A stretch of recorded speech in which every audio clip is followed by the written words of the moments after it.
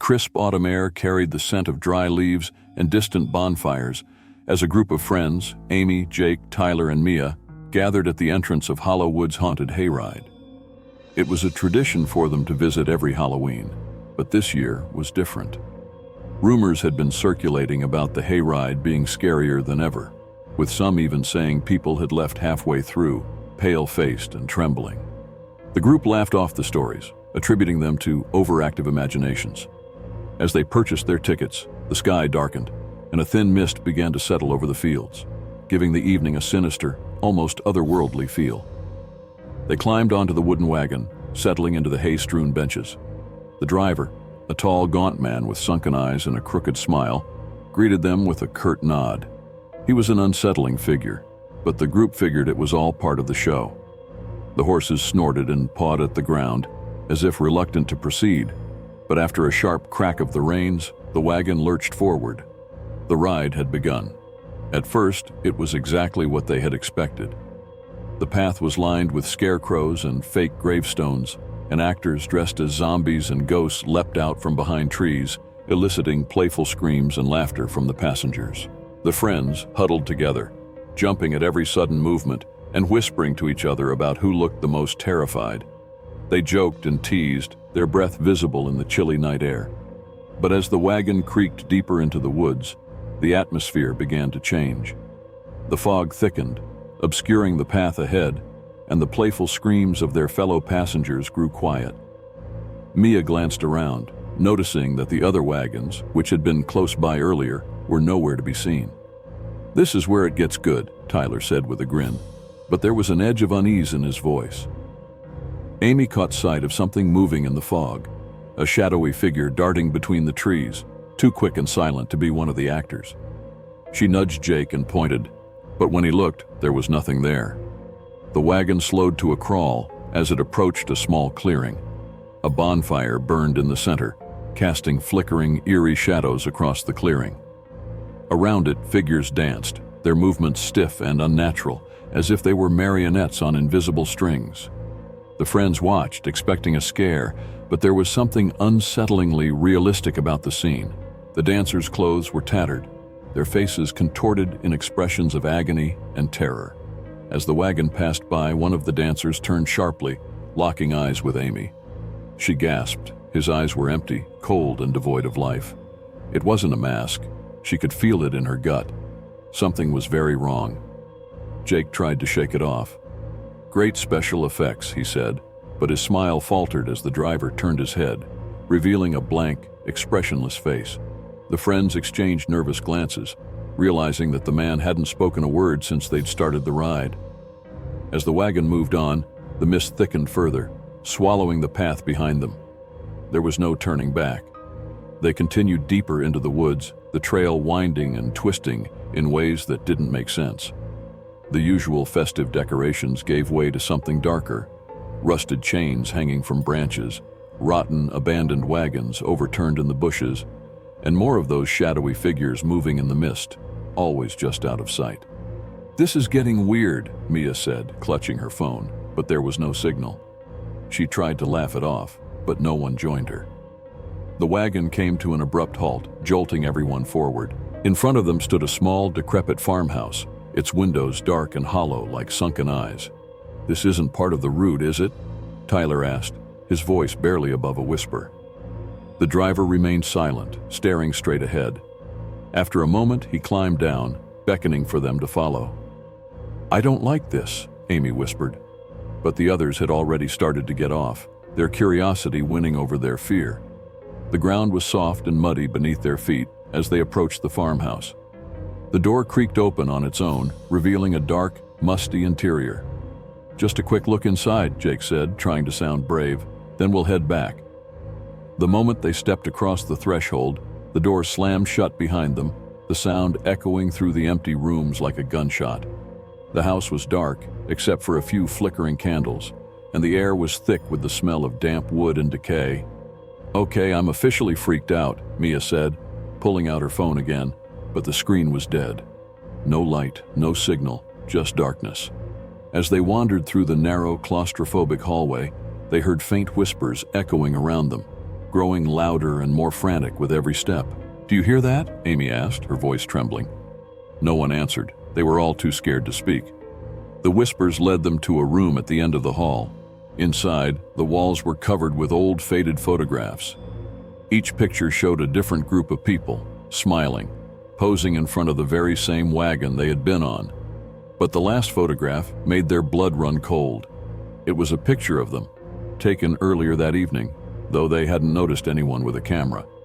The smiles in the photo were twisted, almost sinister, and the background was no longer the entrance to the hayride, but the dark, misty woods they were now trapped in. The realization hit them all at once. They were part of the ride now.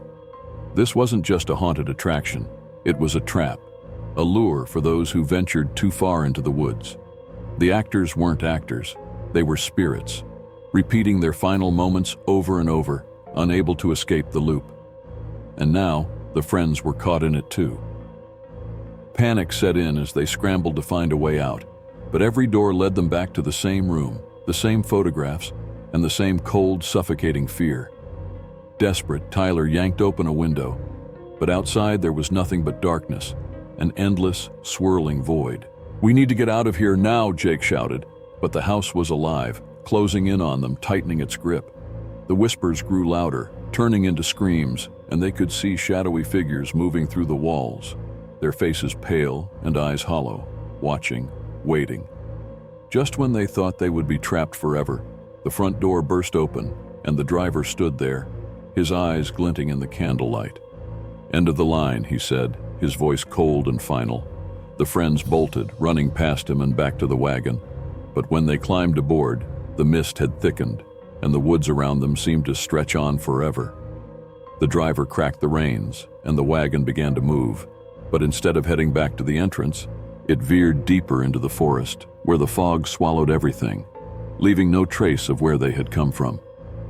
As they disappeared into the mist, the laughter and chatter of new visitors echoed from the entrance, unaware of the fate that awaited them. The ride was ready for its next victims, and the spirits of the woods would wait, eager to welcome them to their eternal performance, where every scream, every cry, and every desperate plea would be lost in the fog, repeated endlessly until there was no one left to hear.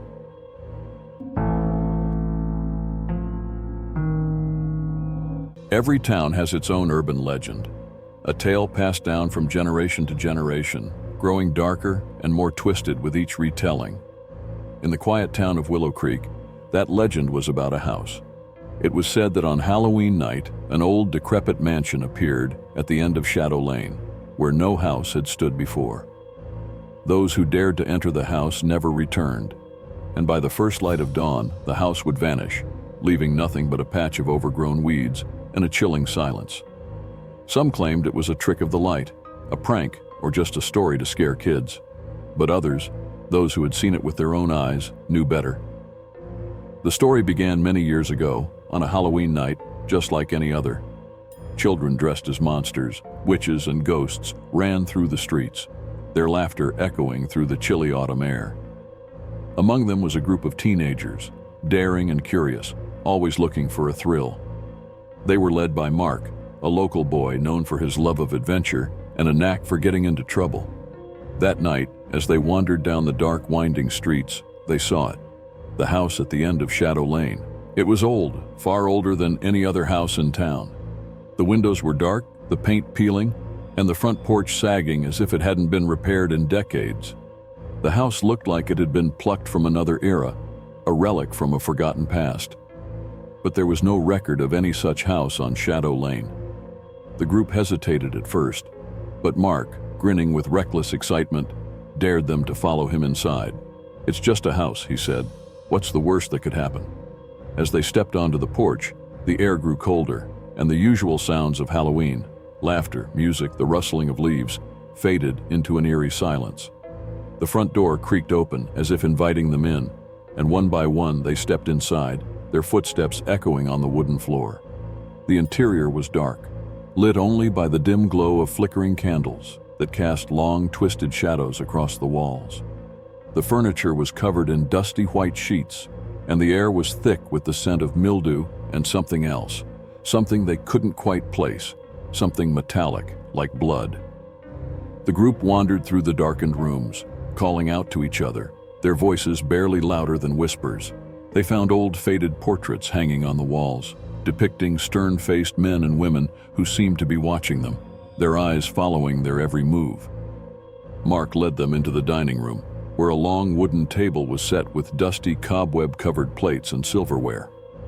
"Looks like someone was expecting company," he joked, but his voice wavered, betraying his unease. They hadn't been in the house for long when they heard it. The sound of footsteps above them, slow and deliberate, as if someone was pacing back and forth. "Who else is here?" Mia asked, her eyes wide with fear. No one answered. Mark, trying to be brave, led the group upstairs to investigate, but as they climbed the staircase, the air grew even colder, and the shadows seemed to stretch and writhe around them. At the top of the stairs, they found a long, dark hallway lined with doors. Each door was slightly ajar, and from behind them came the faintest sound of whispering, like the wind rustling through the leaves, but far more sinister. The group stayed close together, their hearts pounding as they moved from room to room, finding nothing but dust and darkness. But as they approached the last door at the end of the hall, the whispers grew louder, more frantic, as if urging them to turn back. Mark, emboldened by the fear in his friend's eyes, pushed the door open. The room inside was empty, except for a large, ornate mirror hanging on the far wall. It was cracked, the glass warped, but as they approached it, they could see their reflections staring back at them, distorted and twisted. "What kind of place is this?" Jake whispered, his voice barely audible. The answer came not in words, but in the sudden flicker of the candlelight, which seemed to make the shadows in the mirror move. At first, they thought it was just their minds playing tricks on them, but then they saw it. A figure standing just behind them, its face pale and eyes dark, with a twisted smile that seemed to stretch too wide for its face. The group spun around, but there was no one there. When they turned back to the mirror, the figure was gone, but the room felt different, like it was pressing in on them, suffocating them with its darkness.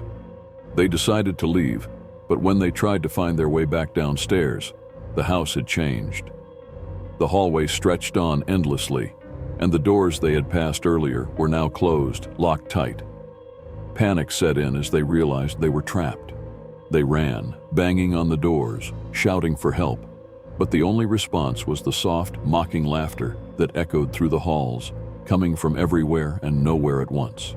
The legend of the house said that it had once belonged to a man named Elias Crowley, a reclusive figure who was rumored to have been involved in dark, forbidden practices.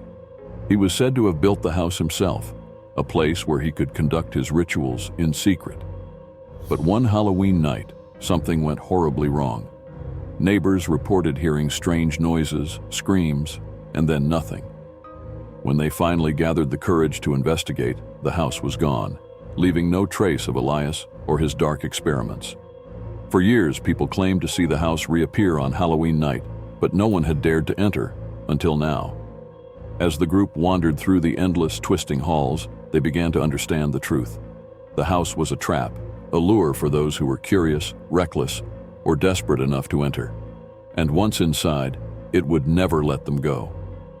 The rooms they passed were not just rooms. They were memories, echoes of the lives the house had claimed, replaying over and over like a broken record.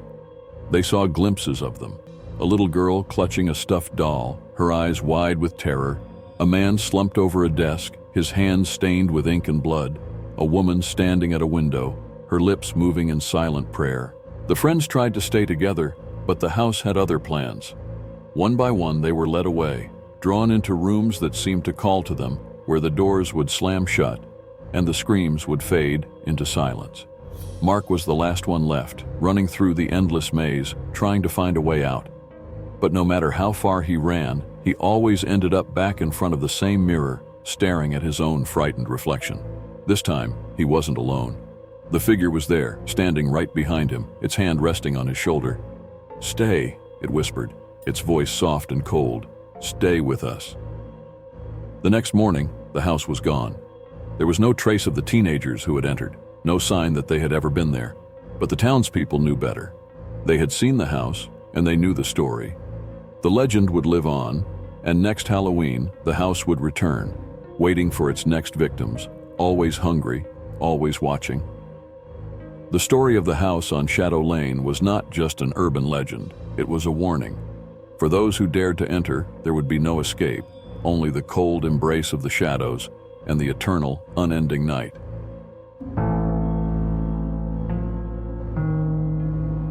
Every Halloween, the small town of Eldridge Falls transformed into a playground of fright. Families adorned their homes with cobwebs, ghoulish decorations, and flickering jack-o'-lanterns. But for some, the most thrilling part of the season lay in the pursuit of the perfect Halloween mask.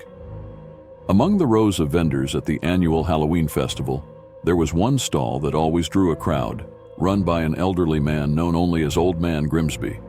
His booth was filled with masks of every shape and design, but it was the peculiar, sinister-looking masks that seemed to radiate an eerie energy, drawing in the curious and the reckless. That year, a group of friends, Jake, Mia, and Carter, made their way to the festival, excitedly discussing their costume ideas. "I want something that will scare everyone," Jake declared, his eyes gleaming with mischief. Mia, the more cautious of the three, warned him, "Just make sure it's not something that will haunt you. You know how some masks can be weird." Carter shrugged off her warning, eager to impress. "Come on, it's just a mask. What's the worst that could happen?" As they wandered through the bustling festival, they were drawn to Old Man Grimsby's stall, which was adorned with elaborate decorations, including fake skeletons and a fog machine that emitted a low, ghostly mist. The old man sat behind the counter, his eyes sparkling with a mix of mischief and warning. "Looking for something special?" he rasped, his voice gravelly. "These masks are not like the others." Jake's attention was immediately caught by a mask unlike any other, a sleek black face that seemed to shimmer in the low light, adorned with intricate patterns that shifted as he moved. "This one looks incredible," he exclaimed, holding it up to his face. The moment he put it on, a chill ran through him, a rush of exhilaration mixed with unease. In the reflection of a nearby mirror, he saw his face morphing, the mask blending with his features, in a way that felt both terrifying and captivating. "This is amazing," he shouted, oblivious to the concerned glances from Mia and Carter. Old Man Grimsby leaned forward, his expression turning serious. "Be careful, young man. Some masks come with a price. They can latch onto you, change you." But Jake, drunk on excitement, waved off the warning. "I'll be fine. It's just for one night." As night fell and the festival continued, the friends joined the throngs of trick-or-treaters. Jake felt a surge of confidence he'd never experienced before. The mask was more than just a costume, it felt like an extension of himself, amplifying his bravado and charm. People admired him, stepping aside to make way for the striking figure he had become. Mia and Carter watched, a mix of pride and concern settling in their hearts. However, as the night wore on, the mask began to feel heavier. At first, Jake brushed it off as excitement, but soon he noticed subtle changes in his mood. Shadows seemed to linger longer. Whispers of thoughts that weren't his own began to fill his mind. "You're powerful," a voice echoed within him. "Embrace it."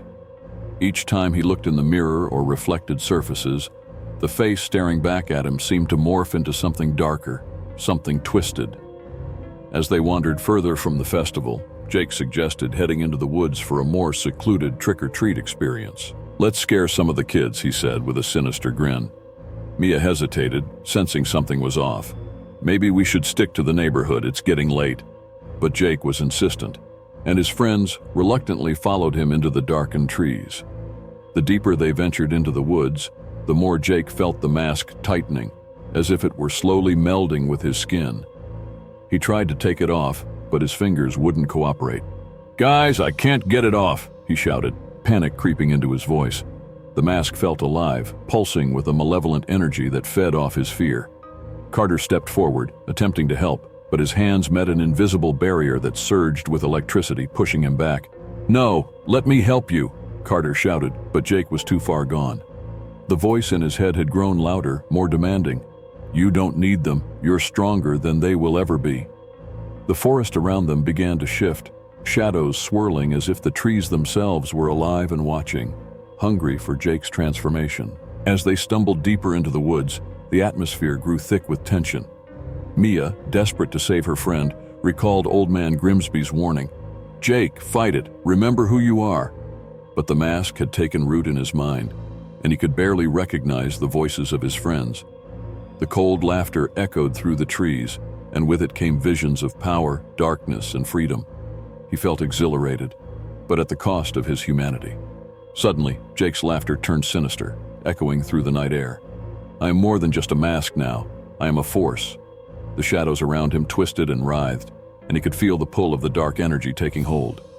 Mia and Carter watched in horror as Jake began to change, his skin taking on a dark hue, the patterns on the mask glowing with a ghastly light. The last remnants of the boy they knew slipped away, leaving behind a creature that wore Jake's face but had none of his warmth. Mia, in a desperate bid to save her friend, pulled out her phone, illuminating the darkness. "Jake, look at yourself." The light hit the mask, causing it to flicker momentarily. For a brief second, the warmth of Jake's spirit shone through the darkness, and he faltered, confusion washing over his features. "Mia?" he whispered, the mask shimmering as the darkness within fought against the light. But the mask was relentless. With a growl that shook the very ground beneath them, Jake lunged toward them, the shadows enveloping him like a shroud. "You can't save me, this is my power now." In a final act of desperation, Mia and Carter grabbed onto Jake, fighting against the dark force that was consuming him. "We won't let you go, we're here for you," they cried, their voices rising above the cacophony of darkness. But the more they fought, the tighter the mask seemed to grip him, feeding off their fear, their desperation. With a primal scream that echoed through the woods, Jake lashed out, the shadows swarming around him as if they were alive. The very air thickened with dread. "You're too late," he hissed, the mask shimmering with malevolence. "I'm free now." But just as they thought all was lost, a glimmer of light pierced through the darkness, a distant flicker from the festival. The glow illuminated the forest, forcing the shadows to recoil. Jake paused, caught between the grip of the mask and the distant memories of laughter, friendship, and love that he once knew. Mia seized the moment. "Jake, remember the good times? Remember us." In that moment, a flicker of humanity shone through the mask. Jake struggled against the dark force, a battle raging within him. "No!" he shouted, a mix of rage and sorrow filling his voice. "I won't let you win!" With a surge of determination, he tore at the edges of the mask, a visible struggle playing out between light and darkness. The shadows writhed, trying to pull him back, but with one final anguished cry, Jake ripped the mask from his face, the darkness exploding outward like a shockwave. The woods erupted in light, shadows fleeing into the night as Jake collapsed to the ground, gasping for breath. Mia and Carter rushed to his side, relief flooding over them as they helped him up. The mask lay crumpled on the forest floor, lifeless and devoid of its power. "Are you okay?" Mia asked, tears streaming down her face. Jake looked at them, shaking but alive. I think I'm back," he whispered, overwhelmed by the reality of his near transformation. As dawn approached, they made their way back to the festival, the early light creeping through the trees. The town was waking, oblivious to the darkness that had nearly consumed one of their own. But Jake knew better now. He would never forget the danger that lay within the allure of the mask, a reminder that some things were not meant to be worn, no matter how beautiful or powerful they seemed. The festival carried on, laughter and joy filling the air. But as Jake looked back toward the woods, he couldn't shake the feeling that the mask wasn't gone for good. Somewhere in the shadows, it waited, silent and hungry, for the next unwary soul to come seeking the thrill of a darker power, forever promising to change their life, but at a price they could never truly comprehend. And as Halloween approached each year, the legend of the mask would continue to haunt Eldridge Falls, a chilling reminder of the thin line between thrill and terror.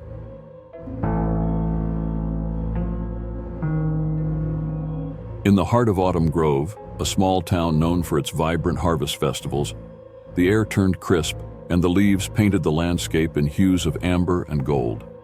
Each year, the townsfolk looked forward to the pumpkin harvest, especially at the McGregor farm. For decades, Old Man McGregor tended to his sprawling pumpkin patch, but there was something unusual about his annual harvest. While he sold pumpkins for pies, decorations, and jack-o'-lanterns, One pumpkin was always left untouched, hidden among the vines. It was said to be reserved for a ritual, a summoning that would awaken an ancient spirit bound to the land. This year, however, things would unfold differently.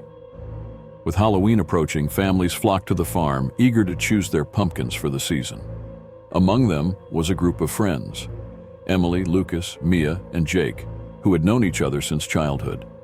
They were excited to spend the day at the farm, picking pumpkins and indulging in hot cider, blissfully unaware of the darkness lurking within the fields.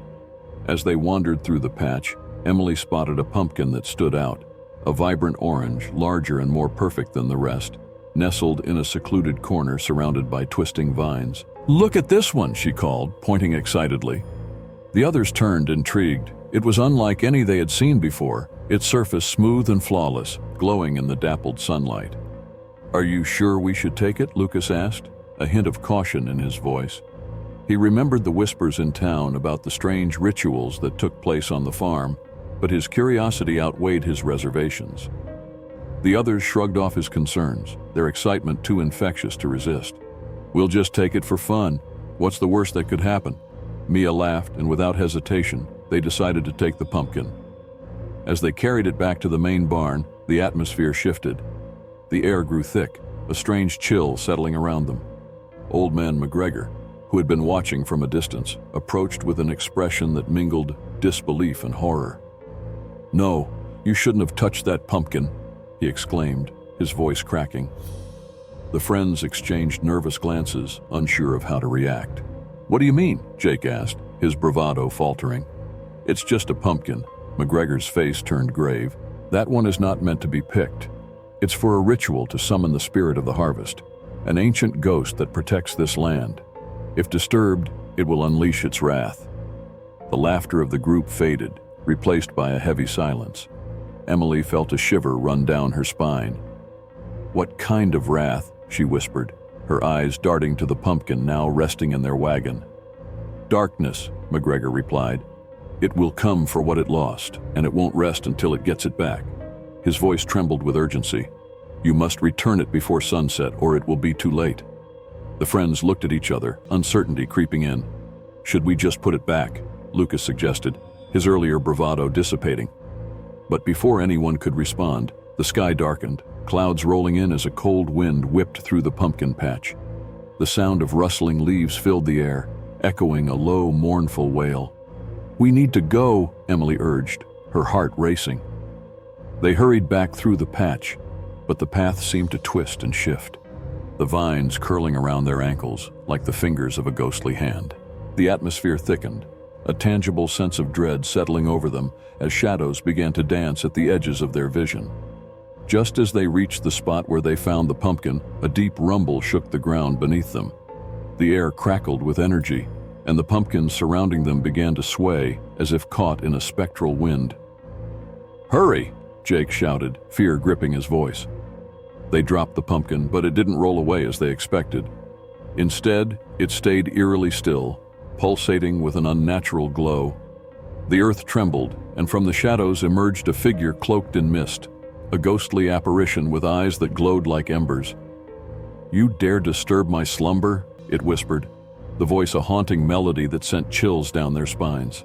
The friends stood frozen, unable to comprehend the horror that had come alive before them.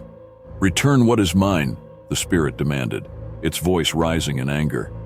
The air thickened with an oppressive force, and the ground shook violently. The ghost drifted closer, its face contorted in rage and sadness, revealing the true nature of the spirit tied to the land. "What do you want?" Emily managed to stammer, her voice barely above a whisper. "We didn't mean to—" But before she could finish, the ghost reached out with a translucent hand, sending a wave of cold air crashing into them. The pumpkin began to vibrate, the glow intensifying as the spirit's energy intertwined with the fruit.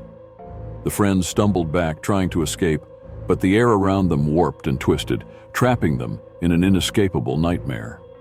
"You have awakened me from my eternal rest," the spirit cried, its voice echoing through the air like thunder. "You must pay for your trespass." In a moment of desperation, Lucas grabbed the pumpkin and held it out. "We'll return it. Please just let us go," he shouted. The ghost hesitated, its form flickering between rage and sorrow. The friends watched as the spirit's expression softened, revealing a deep sadness that resonated with the land itself. Long ago, this land flourished, but betrayal led to my demise. I am bound to protect the harvest, but in death, I lost what I loved most, it said, its voice trembling with grief. You must return the pumpkin to its rightful place. Only then can you break the curse that binds us. Where? Mia asked, her heart pounding. By the ancient oak at the center of the patch, the spirit revealed. Place the pumpkin at its roots and speak the words of sacrifice. Without thinking, they dashed toward the oak tree, the ghost trailing behind them, its form shifting like smoke in the wind. They reached the gnarled tree, its bark etched with deep grooves, and dropped the pumpkin at its base. What do we say? Jake asked, panic in his voice. Words of sacrifice, the spirit echoed, drawing closer. Offer your gratitude for the harvest and the lives taken in the pursuit of sustenance. With trembling hands, they gathered around the pumpkin. We are grateful for the harvest, Emily began, her voice shaky.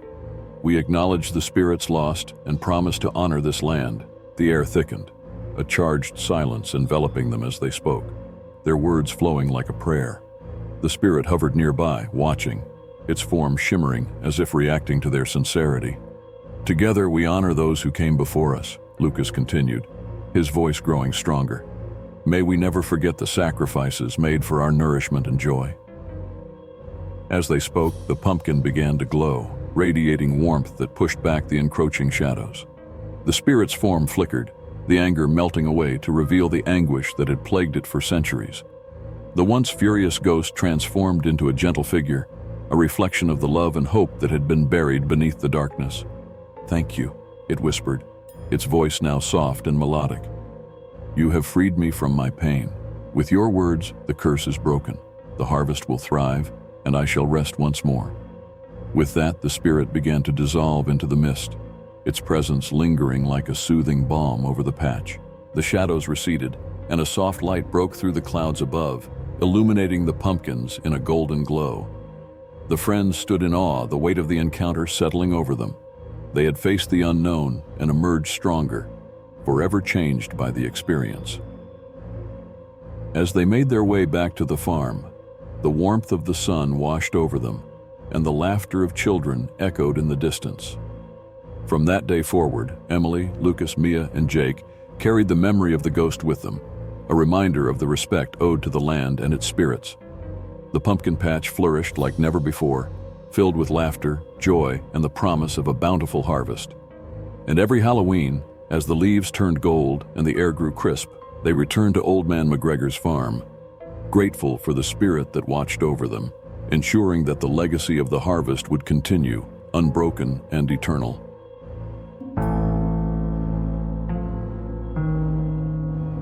As October descended upon the quiet town of Maplewood, excitement mingled with an undercurrent of unease.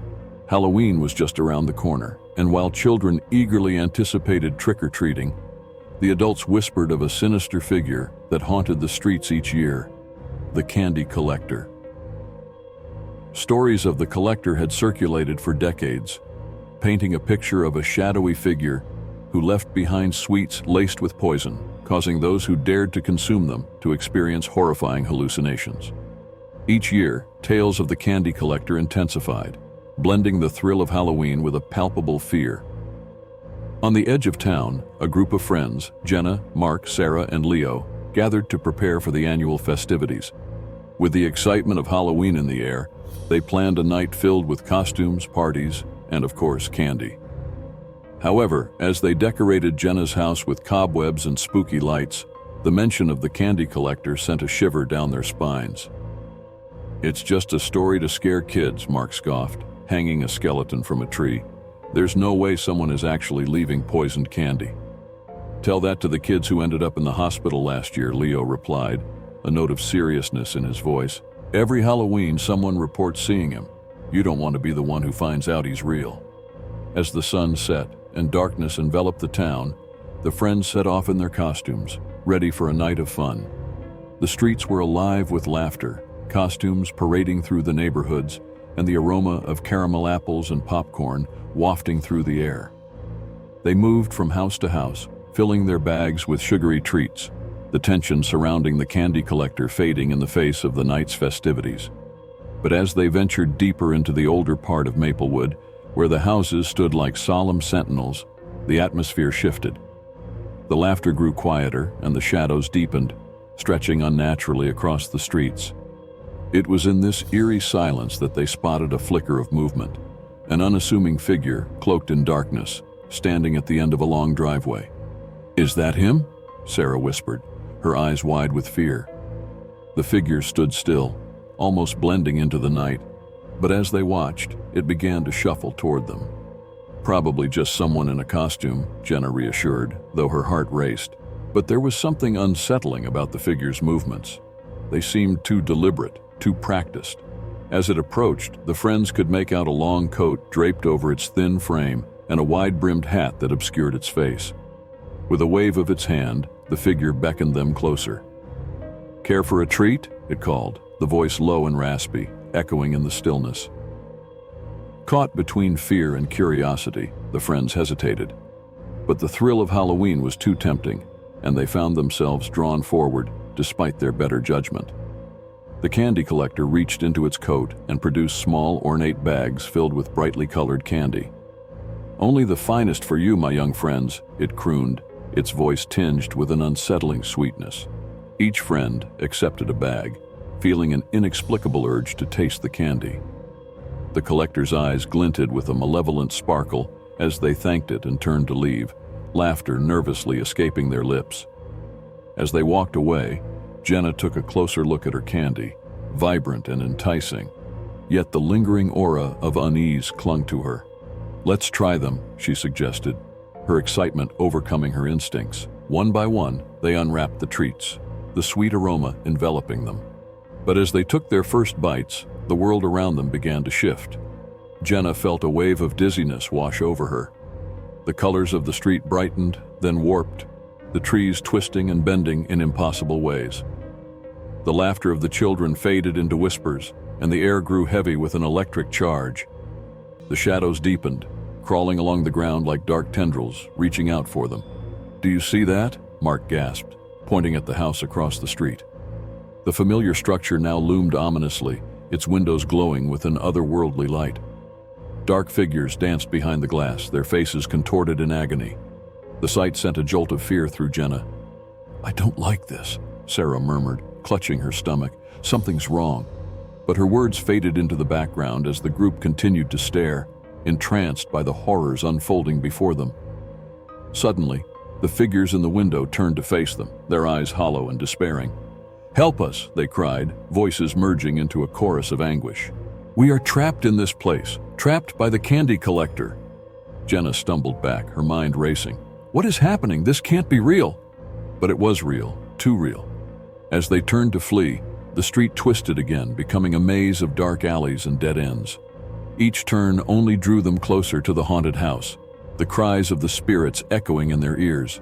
Shadows closed in, and panic gripped their hearts. "We have to get rid of the candy," Leo shouted, his voice breaking through the chaos. But as they looked down, they realized the candy was now a sickly green color, oozing a viscous substance that glimmered ominously.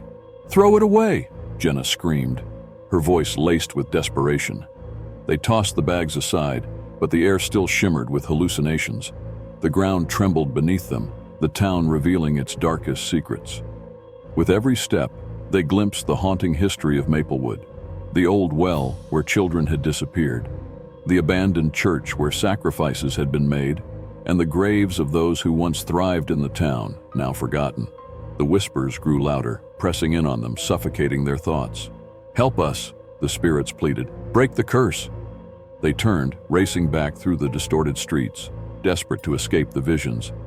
Each corner brought them closer to the heart of the darkness. "The old cemetery," Sarah yelled. "We have to go there." The cemetery was a place shrouded in tales of grief and despair. It was where the collector was said to draw its power, feeding off the fear and sorrow of the town. As they reached the wrought iron gates, the air turned thick, and the shadows began to swirl around them like a tempest. Inside, the gravestones loomed like ancient sentinels, casting long shadows under the moonlight. The friends stood breathless, each one feeling the weight of the past pressing down on them. They had to confront the collector and the spirits that haunted them. "Maybe we can find a way to appease them," Jenna suggested, her voice trembling. "We need to acknowledge what happened here." As they stood in a circle, the ground beneath them pulsed with energy. They recalled the stories they had heard, the betrayal, the sacrifices, the pain that had woven itself into the fabric of Maplewood. "Spirits of Maplewood, we honor you," Mark shouted, his voice rising above the wind. "We acknowledge your suffering and the darkness that has lingered too long." The shadows around them began to shift, swirling faster, revealing a figure cloaked in black, its face obscured beneath the brim of a wide hat, just like the collector. It loomed over them, its voice a haunting whisper.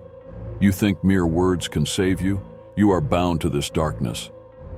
But Jenna stepped forward, a surge of determination flooding her.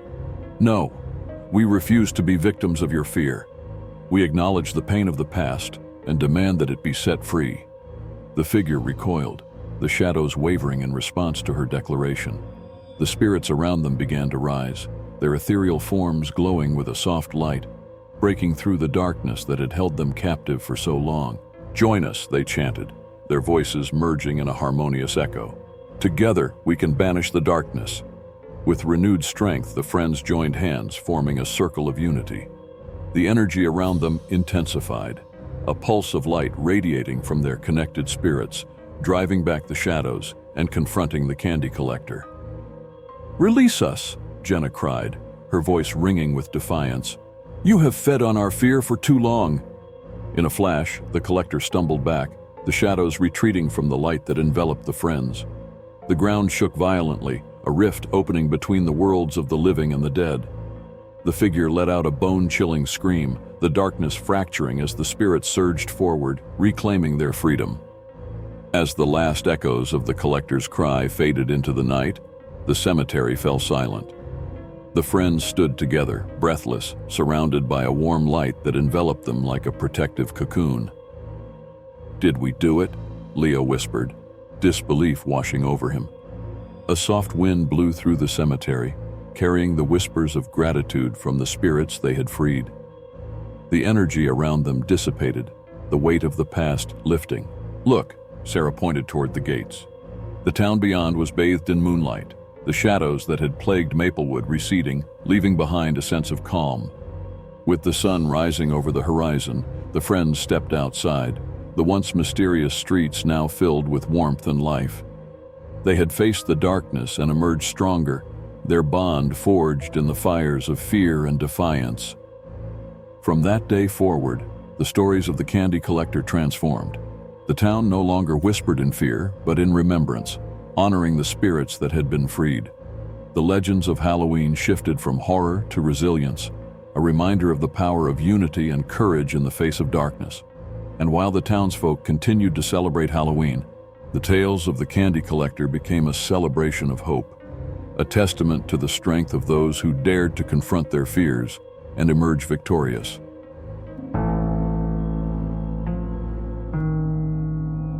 In the small town of Hollow Creek, autumn brought with it a chill that settled deep into the bones. The trees stood bare, their skeletal branches clawing at the sky, and the nights grew longer, echoing with whispers of Halloween.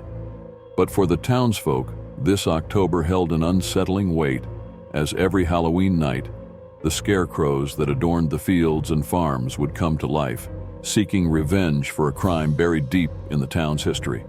Years ago, a terrible tragedy unfolded under the harvest moon. A group of townspeople, fueled by fear and superstition, had hunted down a local farmer, Old Man Hargrove, who was rumored to have made a pact with dark forces. They believed he had cursed their crops, leading to failed harvests year after year.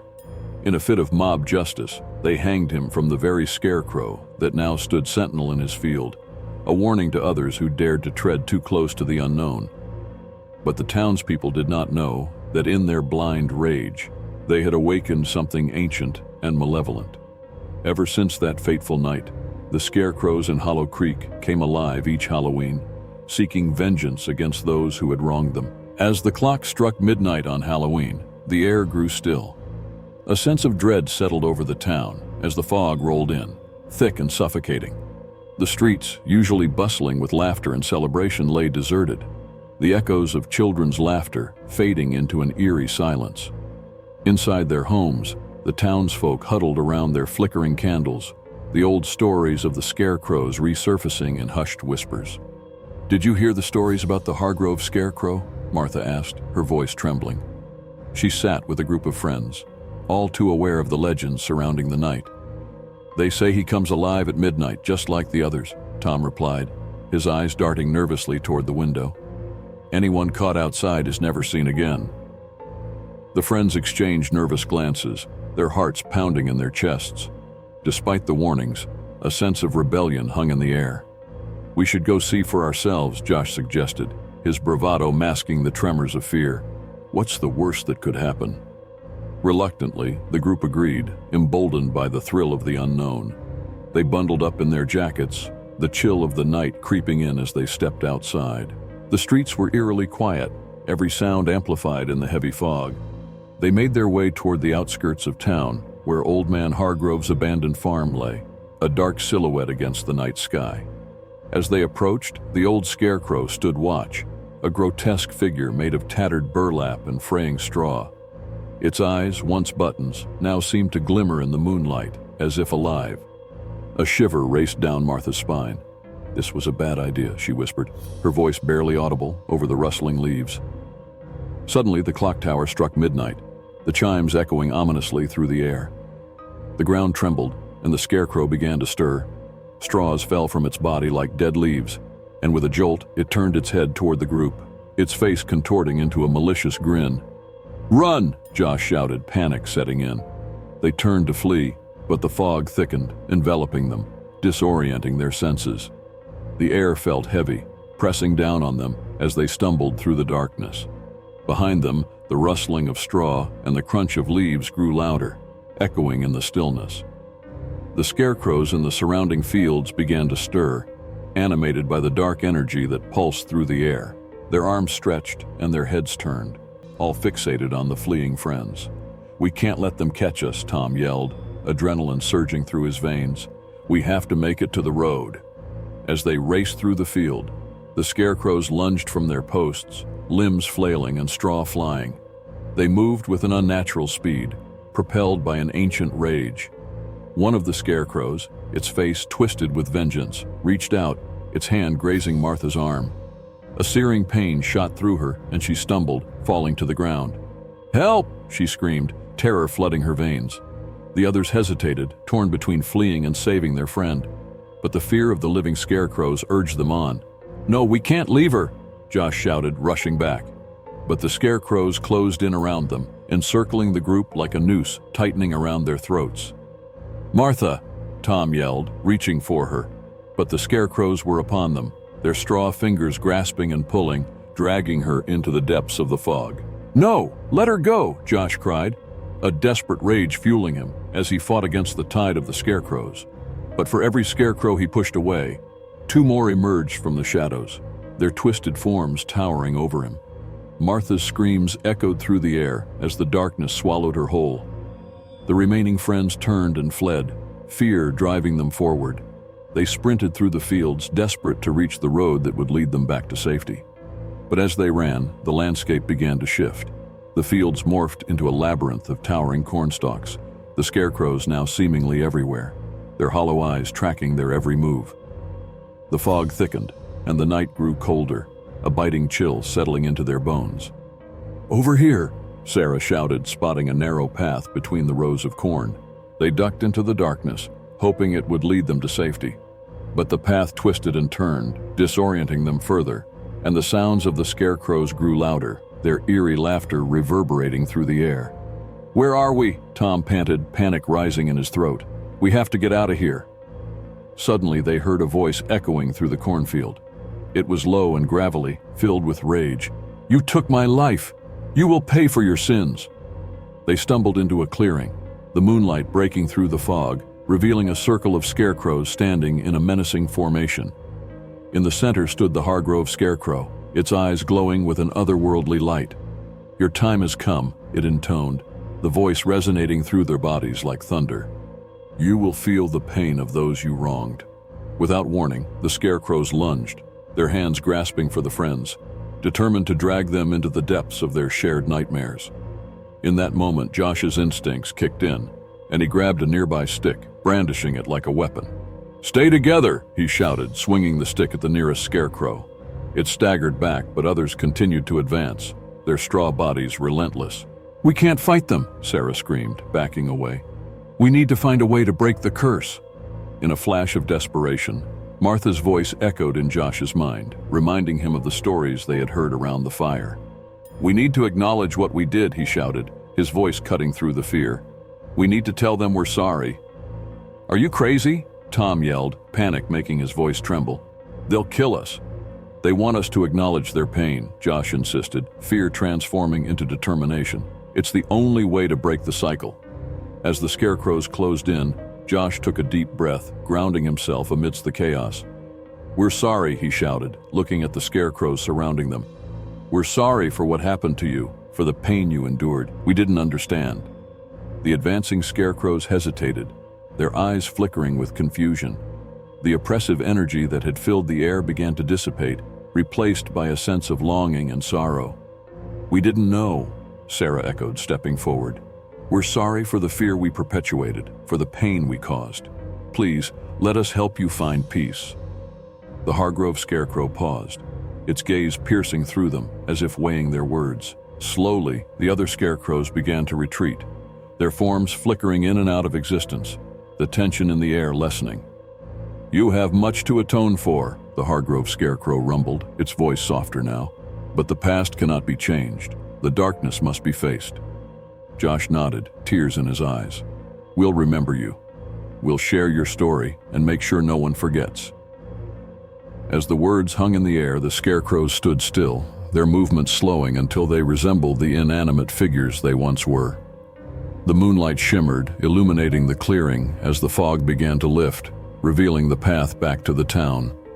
In that moment, the friends knew they had broken the curse, releasing the spirits that had tormented Hollow Creek for so long. The Hargrove scarecrow nodded once, its gaze softening before it began to fade into the night, leaving behind a sense of calm and closure. As dawn broke, the friends emerged from the cornfield, the light spilling across the town like a warm embrace. They were exhausted, but the weight of fear had lifted, replaced by a sense of purpose. From that day forward, Hollow Creek began to change. The townspeople no longer whispered in fear of the scarecrows. Instead, they honored the memory of those lost to the darkness. Every Halloween, they would gather to share the stories of Old Man Hargrove and the spirits that had been freed, turning a night of horror into a night of remembrance. And as the years passed, the scarecrows that stood in the fields became symbols of resilience, a reminder of the power of acknowledging the past and confronting the darkness together.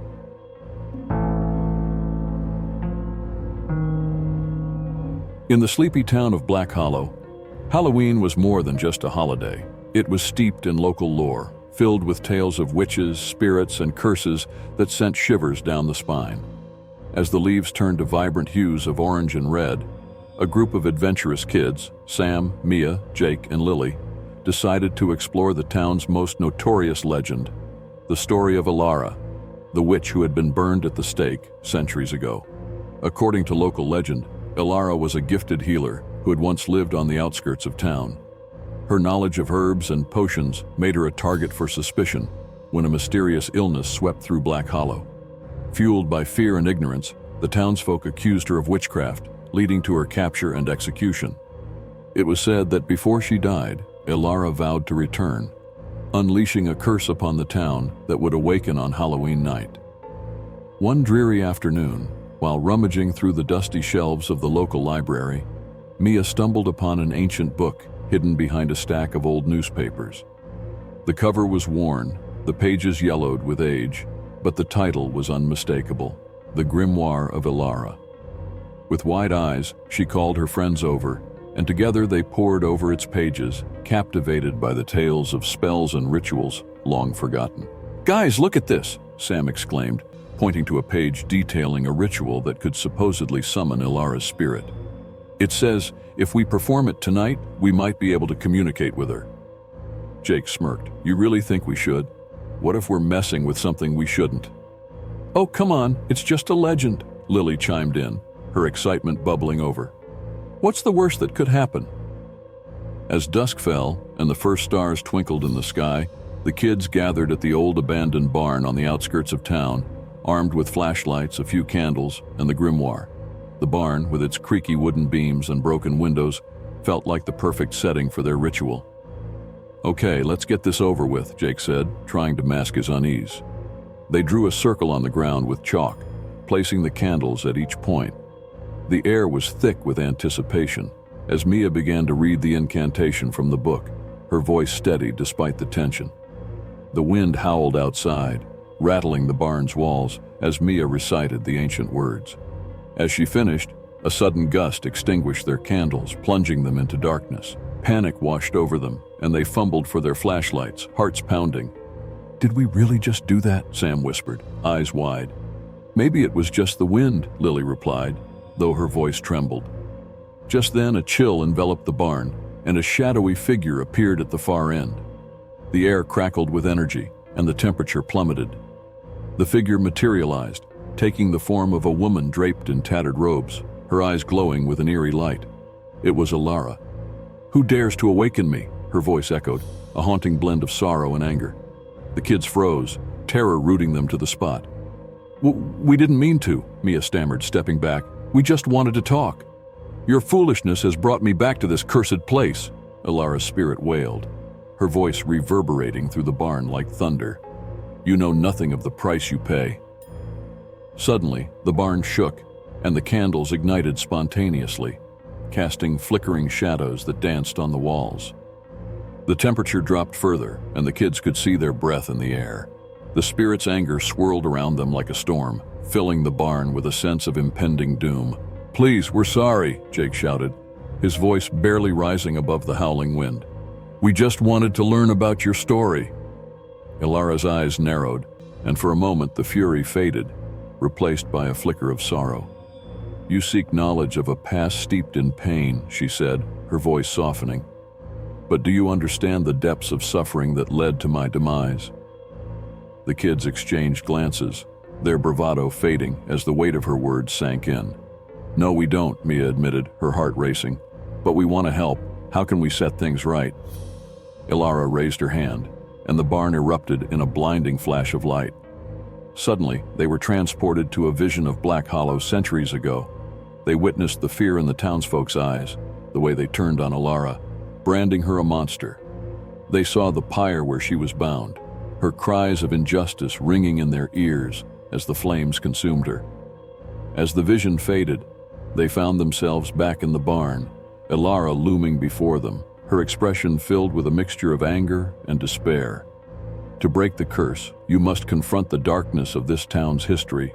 Only then can my spirit find peace. But how? Sam asked, desperation creeping into his voice. Gather the townsfolk and tell them my story, Alara instructed, her form shimmering with energy. They must know the truth of their past, the terror that haunted their ancestors, and the injustice that led to my death. Only then can the curse be lifted, and I may finally rest. Before they could respond, a force swept through the barn, and Alara's spirit began to fade. Remember, children, your actions can change the course of history. Do not let my suffering be forgotten.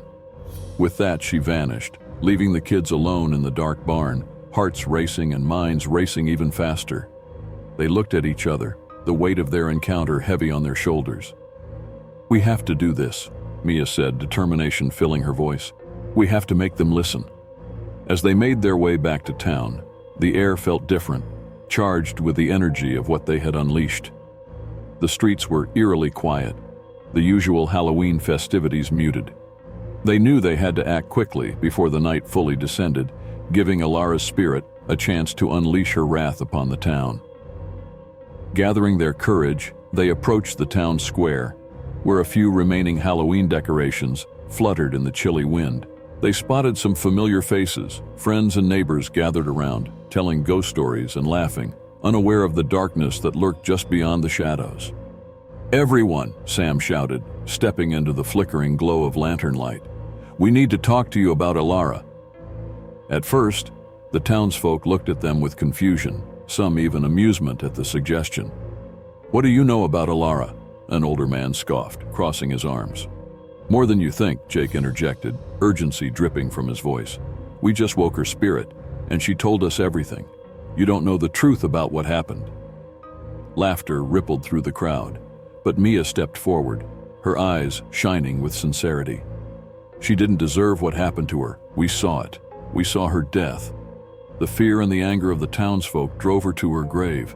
You need to know the truth." The laughter died, replaced by a heavy silence. The adults exchanged uneasy glances, some fidgeting as they recalled the old stories.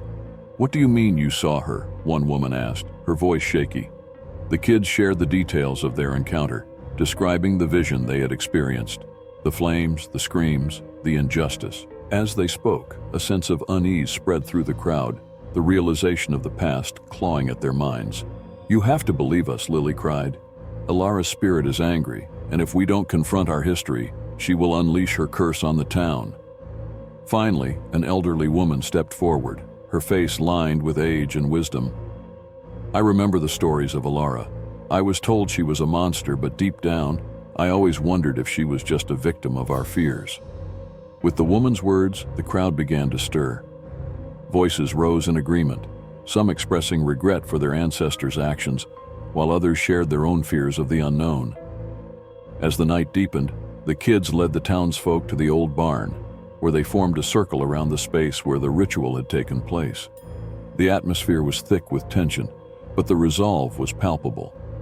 "We need to honor her memory," Mia said, her voice steady.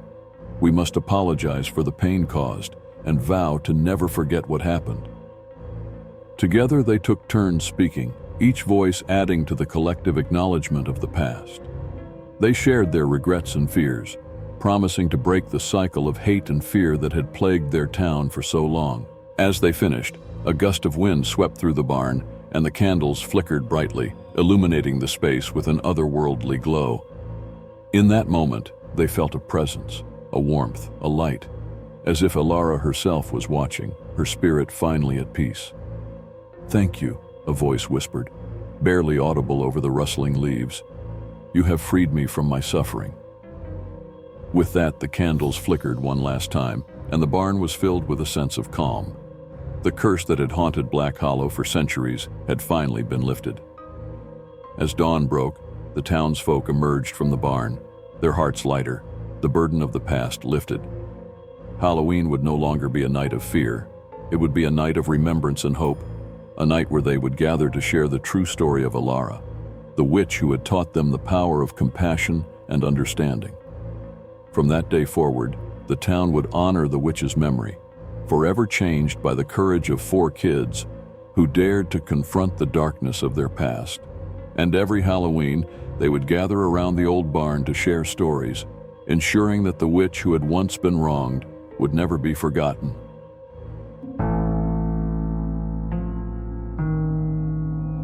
In the quaint town of Eldridge Hollow, Halloween was the most anticipated night of the year, when children roamed the streets in elaborate costumes, their laughter echoing through the crisp autumn air. But as soon as the clock struck midnight on November 1st, the revelry would fade, and the town would slip into a ghostly silence that lingered until the next year's festivities. Except for one house, an old creaky Victorian at the end of Maple Street, shrouded in whispers and shadow. Every Halloween, the house seemed to come alive. Its crooked spires and weathered shutters were adorned with cobwebs and jack-o'-lanterns that flickered dimly, casting an eerie glow on the cracked sidewalk. But the townsfolk knew better than to approach.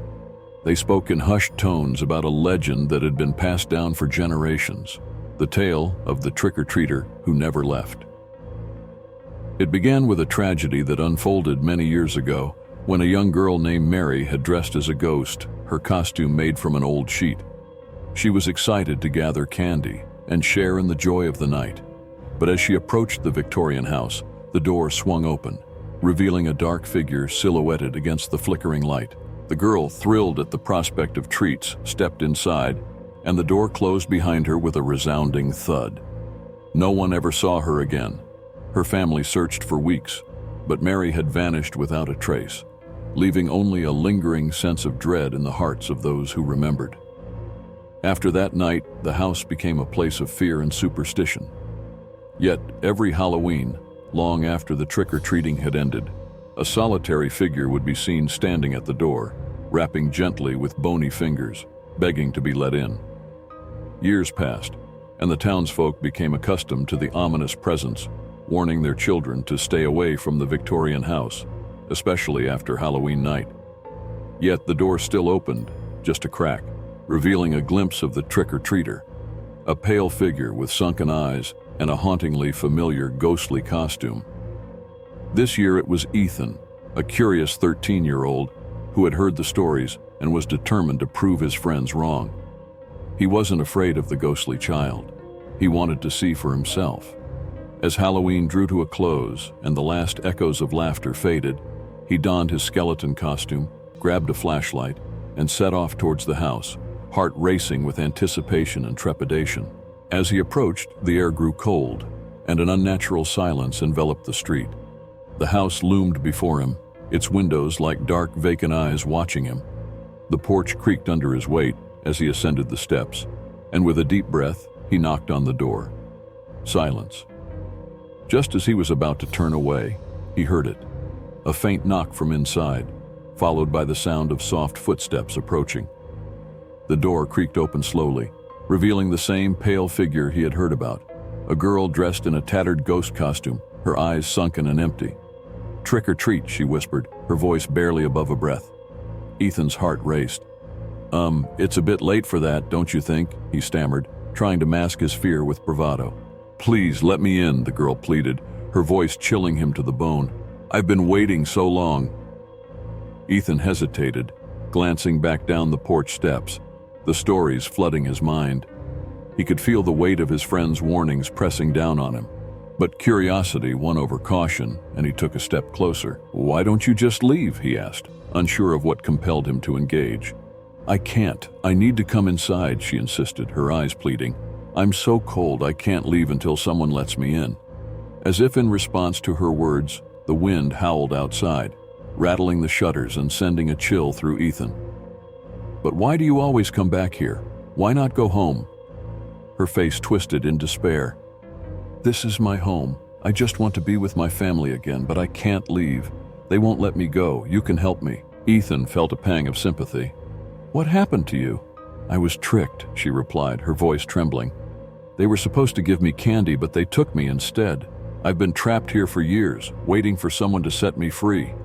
A wave of fear coursed through him as he realized the implications of her words. The others who had answered the door, they never came back. The rumors of the vanished townsfolk flooded his thoughts. He took a step back, trying to steady his racing heart. I can't let you in." The girl's expression shifted, her pleading eyes turning to anger. "You don't understand. I need you. You can't leave me out here." Suddenly the air grew heavier, and a gust of wind slammed the door shut. Ethan stumbled back, fear clawing at his insides.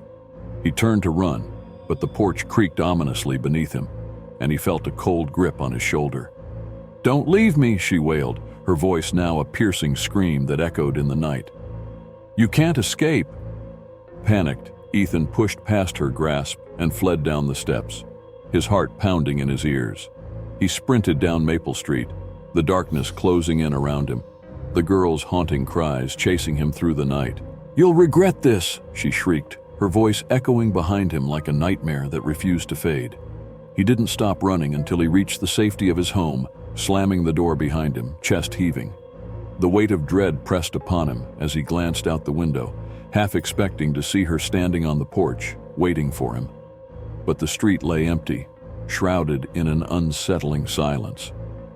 The next day, whispers filled the air as news spread about Ethan's encounter. Fear gripped the town anew. The stories of the trick-or-treater and the curse of the Victorian house became louder and more pronounced. Parents locked their doors early, and children were warned to stay away from that part of town, especially as Halloween approached once more. But as the years passed, Ethan couldn't shake the feeling that he had made a grave mistake.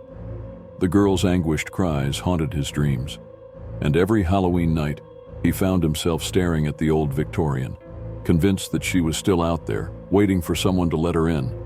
One night, unable to resist, he returned to the house drawn by an unseen force. The air was thick with anticipation, and as he stepped onto the porch, memories of the past flooded back. With a trembling hand, he raised his fist and knocked. The door creaked open, and there she stood, the same ghostly figure, eyes wide with hope. "You came back," she breathed, her voice laced with desperation. "I need to help you," Ethan said, steeling himself against the fear that threatened to overwhelm him. "Let me in," she urged, and for a moment he hesitated, torn between fear and compassion. He had seen the consequences of answering the door, but he couldn't bear the thought of leaving her alone for another year. "Okay," he whispered, and the door swung open wide, welcoming him into the darkness. In that instant, the house felt alive, and Ethan stepped inside, the door slamming shut behind him with a finality that sent chills down his spine. The darkness enveloped him, and he felt a cold hand grasp his wrist. "Now we can be together forever," she said, her voice echoing with a sinister joy. And as the townsfolk looked on from their windows, the Victorian house stood silent, its secrets buried deep within its walls. Each year, when Halloween arrived, the legend grew, and a new trick-or-treater would venture too close, unaware of the fate that awaited them. The cycle continued, the trick-or-treater who never left, eternally bound to the home that had taken so many, waiting for the next soul to open the door and join the darkness forever. Thank you for watching. Please like, share, and subscribe.